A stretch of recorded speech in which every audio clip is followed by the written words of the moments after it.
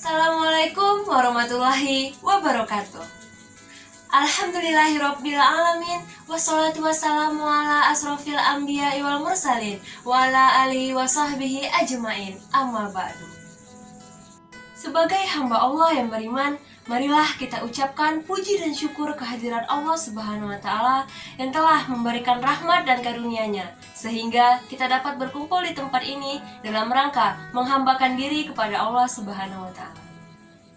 Salawat dan salam tak lupa kita kirimkan kepada junjungan kita Nabi Muhammad SAW yang telah membawa umatnya dari zaman jahiliyah menuju zaman berilmu pengetahuan seperti saat ini. Semoga kita semua termasuk hambanya yang taat yang berhak mendapatkan syafaatnya di hari akhir kelak. Amin amin ya rabbal alamin. Saat ini kondisi di dunia sedang tidak baik-baik saja. Sudah setahun kita melakukan segala aktivitas dari rumah. Ya, COVID-19 ini telah benar-benar mengubah gaya hidup kita. Kita semua harus tetap mengikuti protokol kesehatan demi kebaikan kita bersama. Saya tahu saudara-saudara sekalian pasti sudah bosan mendengar kata pandemi, virus, corona, maupun COVID-19.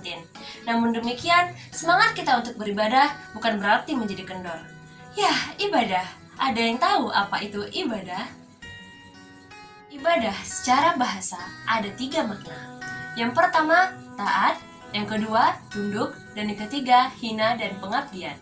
Jadi, ibadah itu merupakan bentuk ketaatan, ketundukan, dan pengabdian kepada Allah Subhanahu wa taala.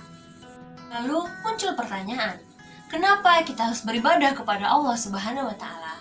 Saudara-saudara kaum muslimin rahimakumullah. Yang pertama, karena ibadah kepada Allah adalah haknya Allah Subhanahu wa taala. Haknya Allah untuk diibadahi. Coba sekarang, apa yang dilakukan oleh orang yang beradab terhadap orang yang berbuat baik kepada dirinya? Tentunya dia akan berterima kasih dan berbuat baik pula kepada orang yang telah berbuat baik kepada dirinya. Tak ada satupun nikmat kecuali semua datangnya dari Allah Subhanahu wa taala. Semua nikmat yang kita rasakan itu bersumber dari Allah dan tak ada satupun nikmat yang bersumber dari yang lain. Di dalam Quran Az-Zariyat ayat 56 yang berbunyi, وَمَا خَلَقْتُ الْجِنَّ وَالْإِنسَ إِلَّا لِيَعْبُدُونَ, yang artinya, dan aku tidak menciptakan jin dan manusia melainkan agar mereka beribadah kepadaku. 2. Ibadah kepada Allah adalah kebutuhan manusia, sebagaimana mereka membutuhkan makan dan minum untuk kehidupan jasadnya. Ibadah merupakan kebutuhan hati kita. Siapa yang ingin hidupnya jauh dari kesengsaraan, maka dia harus benar-benar beribadah kepada Allah Subhanahu wa taala. Orang yang tidak menghamba kepada Allah, maka dia akan benar-benar merasakan kesengsaraan dalam hidupnya, bahkan di dunia sebelum ke akhirat. Ada 3 aspek fungsi ibadah dalam Islam. Yang pertama, mewujudkan hubungan antara hamba dengan Tuhannya. Mewujudkan hubungan antara hamba dengan Tuhannya dapat dilakukan melalui muqarabah dan kudu. Orang yang beriman akan selalu merasa diawasi oleh Allah Subhanahu wa taala. Ia akan selalu berupaya menyesuaikan segala perilakunya terhadap ketentuan Allah Subhanahu wa taala. Dengan demikian, seorang muslim tidak akan lupa dengan kewajibannya terhadap Allah Subhanahu wa taala, seperti beribadah, bertaubat, dan menyandarkan pertolongannya kepada Allah Subhanahu wa taala, sesuai dengan ikrar seorang hamba yang tertera pada Al-Quran surat Al-Fatihah ayat 5 yang berbunyi, Iyyaka na'budu wa iyyaka nasta'in, yang artinya hanya kepada Engkaulah kami menyembah dan hanya kepada Engkaulah kami memohon pertolongan. Mendidik mental dan menjadikan manusia ingat akan kewajibannya. Dengan sikap ini, setiap manusia tidak akan lupa bahwa dia adalah anggota masyarakat yang mempunyai hak dan kewajiban untuk memberi dan menerima nasihat. Oleh karena itu, banyak ayat Al-Quran ketika berbicara tentang fungsi ibadah juga menyebutkan dampaknya terhadap kehidupan pribadi dan masyarakat. Melatih diri untuk berdisiplin adalah suatu kenyataan bahwa segala bentuk ibadah menuntut kita untuk berdisiplin, seperti dalam halnya sholat, mulai dari wudhu, ketentuan waktu, berdiri, ruku, sujud, dan aturan-aturan lainnya menuntut kita untuk berdisiplin.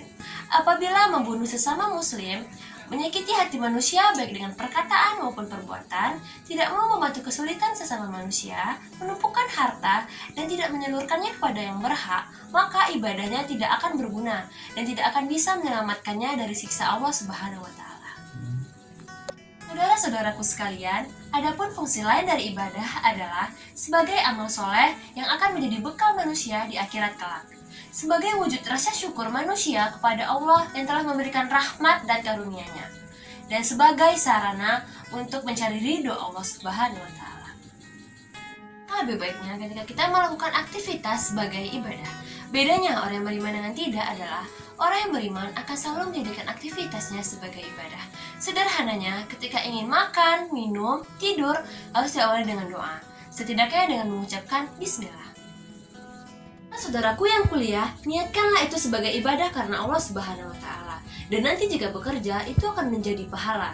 Dan jika diniatkan kuliah karena Allah untuk mengamalkannya, maka Allah akan mempermudah dan berkah nanti ilmunya. Hadis Muslim nomor hadis 1893. Barang siapa yang menunjuki kepada kebaikan, maka dia akan mendapatkan pahala seperti pahala orang yang mengerjakannya. Nah, saudara kaum muslimin rahimakumullah, adapun prinsip-prinsip dalam melaksanakan ibadah adalah: yang pertama, niat ilahi ta'ala; yang kedua, ikhlas; yang ketiga, tidak menggunakan perantara; 4, dilakukan sesuai dengan tuntunan Al-Quran dan As-Sunnah; 5, seimbang antara dunia dan akhirat; 6, tidak melebih-lebihan; 7, mudah dan meringankan, bukan mempersulit. Saya mengakhiri ceramah saya pada kesempatan kali ini. Tidak bosan-bosannya saya mengingatkan, kalau kita kejar akhirat, maka dunia akan ikut. Tetapi jika kita mengejar dunia, maka akhirat akan meninggalkan kita. Akhirul kalam, subhanakallahumma wa bihamdika, asyhadu an la ilaha illa anta, astaghfiruka wa atubu ilaik.